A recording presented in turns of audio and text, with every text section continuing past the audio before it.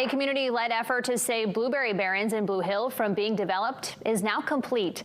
Save the Salt Pond Barrens recently announced they successfully transferred ownership of the 38-acre waterfront property to Blue Hill Heritage Trust.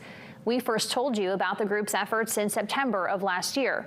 For years, the former owner of the property had allowed folks to enjoy its scenic walking trails and stops. But in 2023, a real estate developer from southern Maine purchased the land with plans to develop a housing subdivision. With the help of a loan from a private foundation and more than 345 donations, Save the Salt Pond Blueberry Barrens was able to raise $1.86 million to purchase the property and preserve it. Blue Hill Heritage Trust now conserves and stewards the land for the public.